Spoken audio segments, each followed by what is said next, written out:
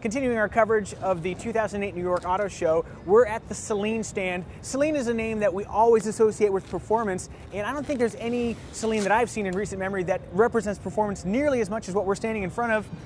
David Byron, what are we standing in front of? This is the S5S Raptor. So the S is Saleen, and it's a 5-liter supercharged.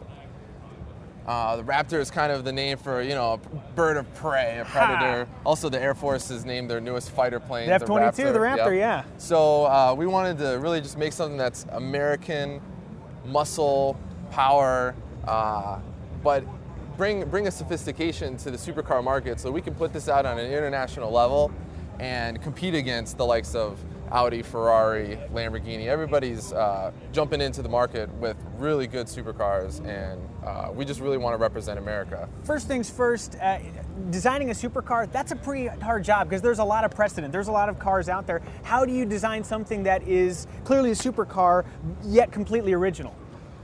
It is nerve-wracking when you look at a blank sheet of paper and you have an opportunity to do this, because obviously as a kid, all I wanted to do was draw cars. Yeah.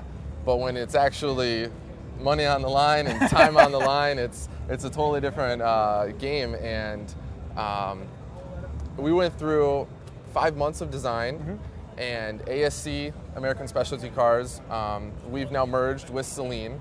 So ASC is doing the design for this vehicle, and we have a team of clay modelers, alias sculptors who do digital work, and with the two, clay modeling and digital sculpting, we were able to go through the design in 5 months and then hand off the car to Saleen Special Vehicles.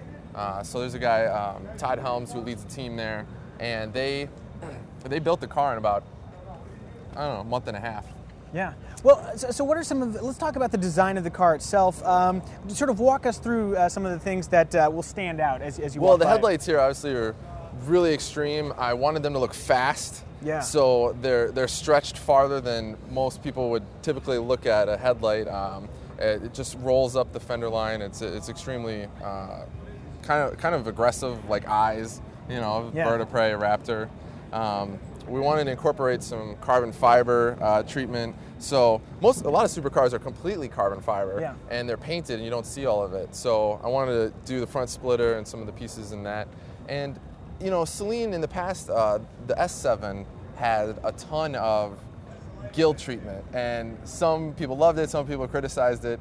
I wanted to take that kind of gill treatment and just move it forward, and that's why on the side vents here, these are computer-made pieces here, and it still brings some of the brand identity and keeps it with this car. Yeah. But you got to do something new. It's got to be a new car, but not lose some familiarity. Yeah, well, and one of the details, getting back to the idea of infusing originality into, a shape that can oftentimes be cliche. Here's a wedge. That's a supercar. Right. You're talking about the rear fenders a little bit earlier. Tell us about the rear fender design, because it's a seductive sort of bulging shape.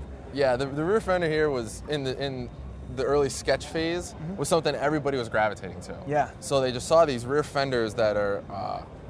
They obviously say power. I mean, this is a mid-engine car, so the engine's right here, right between these huge muscular fenders. And also wanted to keep a clean line going through the whole car. So the line comes up over the fender, dives down through the side vent here, and it was a challenge to keep it looking fast, because sometimes muscular car, if it's not moving, can look static. Yeah. So there were iterations in 3D when we had the clay model that we were just, all right, this needs to look faster, so stretch this line out, pull these lines up, and make it a little more taut, and have just power muscle. One of the advantages that you have as a designer with a supercar is that it's very low, and that lets you see angles of the vehicle that you wouldn't normally see. Right. Did you take advantage of that at all? Yeah, definitely. On the glass, the engine bay, the top glass, and the windshield, I wanted to combine them into one graphic.